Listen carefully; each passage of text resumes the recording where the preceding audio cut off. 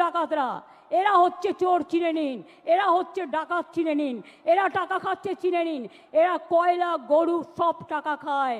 তার কারণ বিএসএফ এর আন্ডারে হচ্ছে বর্ডার, সিআইএসএফ এর আন্ডারে হচ্ছে কোল, রেল হচ্ছে আরপিএফ এর আন্ডারে।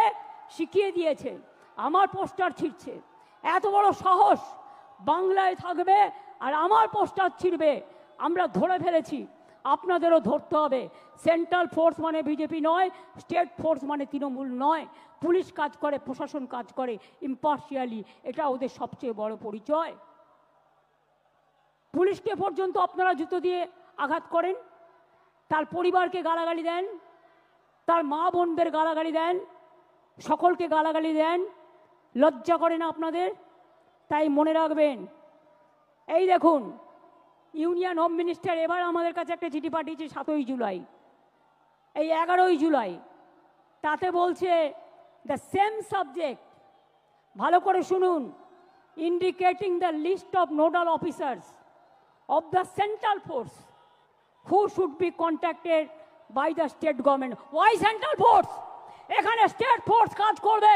Y central force? আগে পহেলগাঁও সামলাও, কাশ্মীরকে পাহাড় দাও, বর্ডারকে পাহাড় দাও। অনুপ্রবেশকারী তো তোমরা ঢোকাও, ওটা তো আমাদের হাতে নেই।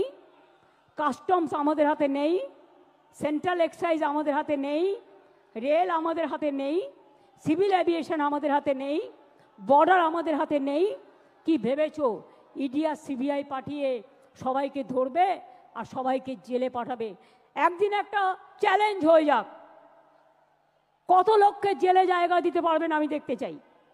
কত লোককে জেলে জায়গা দিতে পারবেন আমি শুধু দেখতে চাই।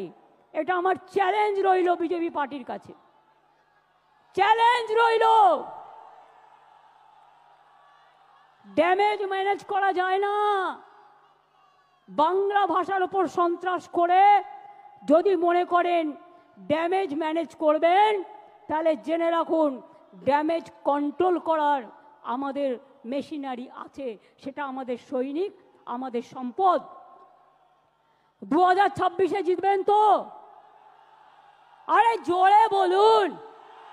পেছনে পার্ক স্ট্রিট পর্যন্ত যারা আছে বলুন, রেড রোডে যারা বলুন, আমার পেছনে 1 লাখ লোক আছে বলুন, জিতবেন তো?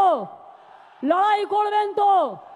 हम लड़ेंगे, हम जीतेंगे, हम करेंगे। আমরা মরने के लिए तैयार है, কিন্তু আমি বাংলা ভাষার ওপর বা যে কোনো ভাষা